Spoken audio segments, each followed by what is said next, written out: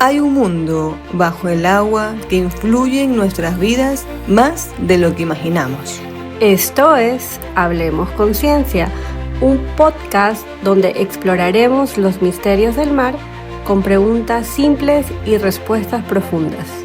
Soy Prita Tutasi, doctora en oceanografía, investigadora y sobre todo una persona profundamente curiosa. Y yo soy Marcela Córdoba, ingeniera oceanográfica, divulgadora y analista entusiasta. Bienvenidos. En este segundo episodio de Hablemos Conciencia partimos de una certeza profunda.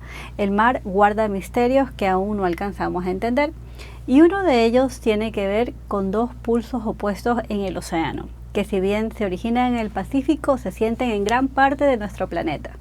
Nos referimos al niño y la niña. En este episodio te invitamos a descubrir qué son, cómo se forman y por qué entenderlos es clave ante un clima cada vez más extremo. Para abordar este tema nos acompaña el día de hoy un invitado especial, una figura pionera en las ciencias del mar de nuestro país, con numerosas publicaciones a nivel nacional e internacional en revistas indexadas de alto prestigio. Ha publicado 4 libros, uno de ellos dedicado enteramente al estudio del fenómeno del niño en el Pacífico Ecuatorial Oriental. El doctor Roberto Jiménez fue jefe fundador de la División de Biología Marina en INOCAR, director del Instituto Nacional de Pesca y organizador del primer simposio internacional sobre el fenómeno del niño en 1982. Bienvenido, doctor Roberto Jiménez. Muchas gracias por acompañarnos en este podcast. Gracias, Prita, Marcela. Creo que este podcast va a ser muy interesante para Guayaquil y el país. Arrancamos el segundo capítulo del podcast. ¿Y qué son exactamente el niño y la niña y qué significa esto de Lenos? Doctor, ¿de dónde nace la terminología el niño? El niño es un término que lo acuñaron los pescadores de Ecuador y Perú. Cuando vieron que habían desplazamientos, especialmente de peces, de su hábitat normal, por la invasión de aguas cálidas desde el norte del Ecuador hasta el sur en Perú, y muchas veces estos eventos alcanzaban el norte de Chile.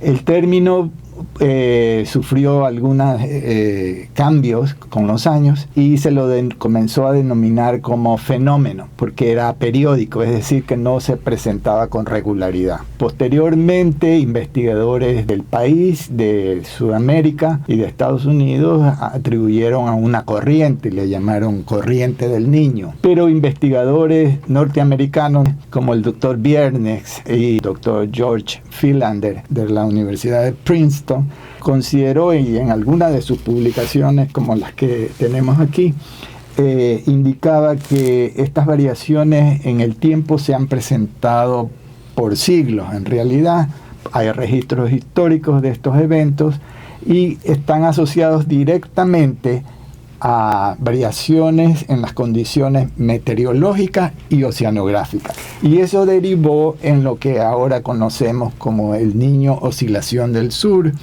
que está asociado a las diferencias de presión, de alta presión en el Pacífico Sur frente a Chile, con el de baja presión en Indonesia y norte de Australia.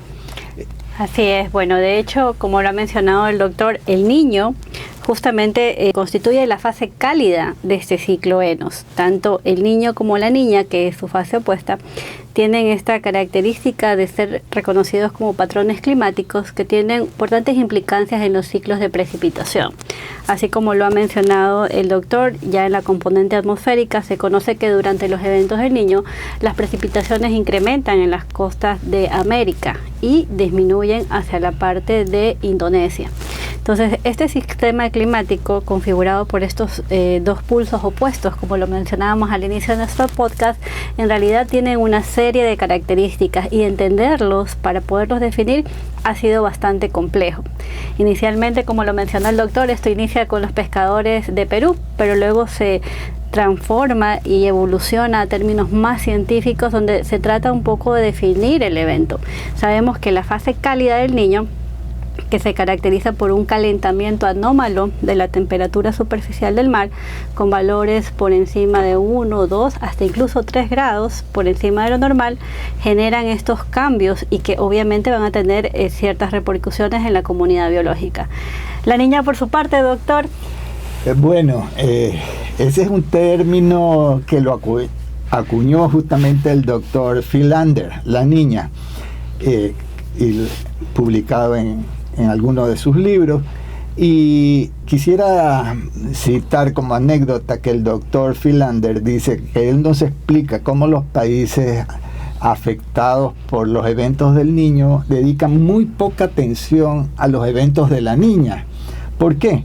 Porque la intensidad de los vientos alisios del sur que afectan el sistema de la banda ecuatorial favorece la alta productividad primaria, es decir, la productividad del plancton y de los peces.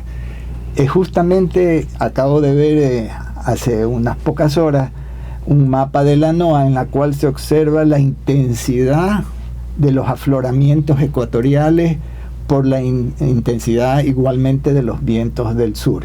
Entonces, me parece que es importantísimo realizar investigaciones justamente de los afloramientos ecuatoriales. Yo en la década del 70 fui miembro del Grupo 56 de la Comisión Intergubernamental de la UNESCO para investigar justamente la banda ecuatorial, y había investigadores de Rusia, de Estados Unidos y de otros países europeos, en la cual se manifestaba la importancia que tienen los afloramientos ecuatoriales en el Pacífico. Si vemos los mapas de la NOAA que están circulando hace pocas horas, podemos ver cómo esa intensidad del afloramiento ecuatorial se registra tanto al este y oeste de las Galápagos. Y eso que actualmente nos encontramos en una fase neutra del ciclo Enos. Pero aquí viene nuestra segunda parte y nuestro segundo hito dentro de este podcast. Realmente conocer cuáles son las implicancias que tienen los eventos de El Niño y la Niña en nuestra región. Claro, porque es importante conocer El Niño, ya que esto ha sido escrito hace varias décadas atrás, es más, hace varios siglos atrás, como mencionó el doctor. Así es, y fíjate, Marcela y doctor, usted recordará que hace algunos años atrás realizamos una investigación súper interesante que justamente hacía una reconstrucción cronológica de los eventos de El Niño en esta región. Esa investigación finalmente decantó en un artículo científico que fue publicado en Advanced Geoscience hace algunos años atrás, descubriendo aproximadamente 40 registros del paso de El Niño sobre nuestro país. Y es súper interesante, doctor, no sé si usted recuerda ese periodo de investigación en el cual comenzamos a entender un poco cómo estas descripciones, que no solamente eran hechos por científicos, estamos hablando de la época colonial, sino que también era realizada por los clérigos que hacían la interpretación de, obviamente, los indígenas y sus costumbres, y también los piratas. Bueno, aquí atrás tenemos un mapa o un póster que fue presentado en un simposio internacional sobre El Niño, que da cuenta de los eventos históricos relacionados a los eventos de intensas lluvias en el Ecuador y periodos de muy escasas precipitaciones o sequías extremas. Es importante mencionar que estos registros han sido obtenidos del archivo histórico del Guayas y de bibliotecas también de distintos países para hacer esta cronología, y vemos que hay una recurrencia de periodos intensos de lluvias con inundaciones que afectan especialmente al Ecuador y norte de Perú, y periodos de sequías también muy intensos asociados justamente a lo que conocemos ahora como la Niña. Entonces realmente es importante considerar que estos eventos se han registrado en el tiempo histórico y también en registros antes de la colonia. Sí, de hecho, bueno, como lo menciona el doctor, obviamente estas descripciones no eran netamente científicas, sino que en el caso de los indígenas, pues ellos lo asociaban al castigo de los dioses, y eso a su vez permitía a los cronistas de la época ir registrando esos eventos un poco más asociados hacia el clima, que para ellos era nuevo. Todos los descubrimientos en América, es decir, toda esta gran ola de investigadores, clérigos y piratas que vinieron a nuestro país, se sentían maravillados con todo el conocimiento y el sistema que se presentaba en este lugar. Entonces, poder haber hecho esa reconstrucción que nos permitía saber, sabes que desde aproximadamente 1550 ya existía un registro previo de pérdidas de comunidades, me refiero a los seres humanos. También después se narra de forma muy detallada las afecciones en la salud pública que ocurrían. Habían varias epidemias de fiebre amarilla. Entonces, todos estos eventos, a su vez relacionados con otras descripciones que ya mencionaba en la parte del clima, como precipitaciones, incremento de la temperatura, permitían hacer esa reconstrucción. Y fue súper interesante poder haber obtenido este registro histórico del niño que data desde la época, como lo ha mencionado el doctor, colonial. Literalmente es admirable su trabajo. Lo leí, tuve la oportunidad de leerlo, gracias a que me compartieron el trabajo. Y es admirable cómo ustedes obtienen 40 eventos históricos adicionales. Pero lo que también quiero mencionar es que no solo la época colonial. Esto está escrito de hace siglos atrás, antes de la época colonial. Existe evidencia arqueológica en donde en la costa peruana, justamente una cultura precolonial realizaba sacrificios de niños y llamas justamente o coincidía cuando había grandes niveles de precipitación. Cabe recalcar que estamos en la costa peruana, donde todo es desierto, y que exista una evidencia arqueológica o una señal significa que hubo algún gran evento del fenómeno del Niño. Pero sé que no solo aquí, sino que también en Ecuador, doctor.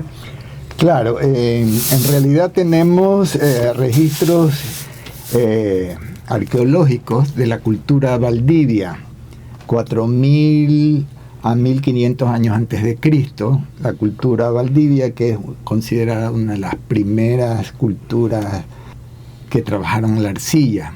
Entonces, se ha registrado que estas culturas y también la cultura en Gorroy tuvieron o sintieron los efectos de perturbaciones climáticas muy fuertes, y ellos construyeron lo que se llama albarradas, que son sistemas hidráulicos para contener el agua en los periodos de sequía, y asimismo esa agua era retenida en los periodos de intensa lluvia. Es interesante ver que este sistema se aplica, se mantiene todavía en la costa ecuatoriana, el sistema de albarradas, porque ayuda también actualmente a las comunidades de la costa, especialmente de la península de Santa Elena, a conservar los acuíferos, porque en realidad los registros arqueológicos revelan que ya había cultivos, por ejemplo, de